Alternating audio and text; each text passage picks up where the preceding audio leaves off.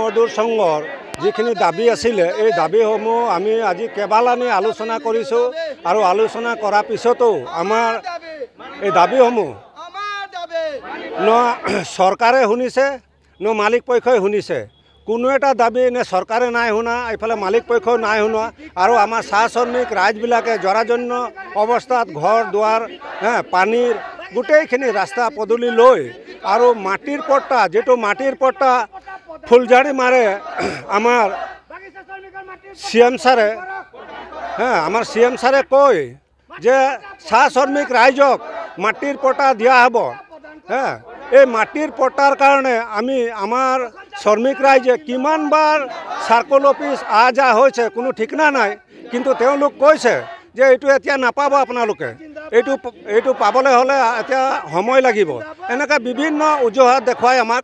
আৰু আজিৰ তাৰিখে যিটো মূল্যবৃদ্ধি দাইল চাউল মিঠাতেল আলু পিঁয়াজ যিবিলাক দাম যেনেকুৱা হ'ল সেই অনুপাতে আমাৰ শ্ৰমিক ৰাইজৰ যিটো হাজিৰা হ'ব লাগে এই হাজিৰাটো কিন্তু আমাৰ একেবাৰে ন্যূনতম হাজিৰা যিটো 255 টকা হাজিৰা দিছে।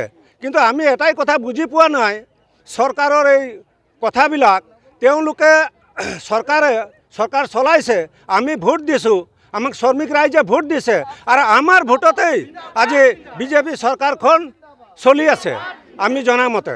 কিন্তু সেই অনুপাতে আমাৰ যিবিলাক দাবী এই দাবীসমূহ আজিলৈকে সম্পূৰ্ণ কৰা নাই আৰু যাৰ কাৰণে আমি আন্দোলন কৰিবলগীয়া হৈছে আৰু ইয়াতকৈ হয়তো বৃহৎ গণ আন্দোলন আমি গঢ়ি তুলিবলৈ বাধ্য থাকিম।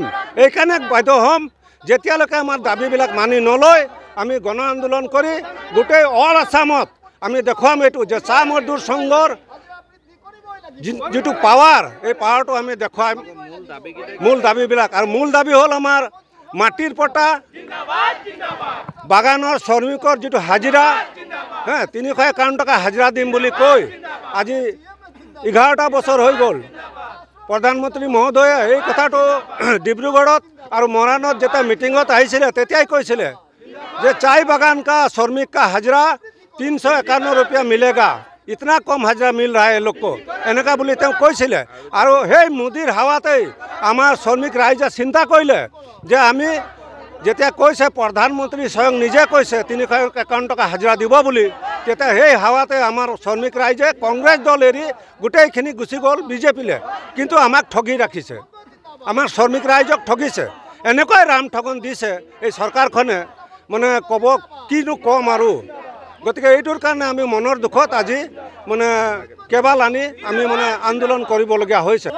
আজি যিটো আমাৰ ধৰ্ণা কাৰ্যালয় লোৱা হৈছে এইটো হ'ল কি আমি যিটো আমাৰ বৃদ্ধি দৰমহাটো বাঢ়িব লাগিছিলে, যোনটো আমাক চৰকাৰে এটা কথা দি থৈছিলে যে আমাৰ 350 টকা হ'ব বুলি, কিন্তু এইটো আজিলৈকে হোৱা নাই। বস্তু বাহিনীৰ যিখিনি দাম বাঢ়িছে, দাম এনেকৈ বাঢ়িছে যে আমাৰ মানুহ চলিবলগীয়া যিখিনি আমি দৰমহা পাইছোঁ সেইটো লৈ আমি চলিব নোৱাৰিছোঁ। সেই আমিয়ে চৰকাৰখন বনাই দিছোঁ, আমিয়ে চৰকাৰখনত গঠন কৰি দিছোঁ, কিন্তু আমাৰ লৈ পেলাই আমাৰ চৰকাৰে আমাক কোনো তেনেকৈ এটা সুবিধা দিয়া নাই যে আজি বস্তু বাহিনীৰ যিটো দাম চব লৈ পেলাই আমাৰ যোনখিনি বাগানী মানুহখিনি যিখিনি আমাৰ কষ্ট পাইছে, বহুত কষ্ট পাইছে। মোৰ লখিমী কেইজনীয়ে ইমান বেছিকৈ গাখীৰ দিয়ে, মনটো একেবাৰে ভাল লাগি যায়। বিয়মৰ দানা খোৱাৰ পৰা মই বেছিকৈ লাভৱান হৈছোঁ। আপোনালোকেও বিয়মৰ দানা খুৱাওক আৰু এইটো বেছিকৈ লাভ কৰক।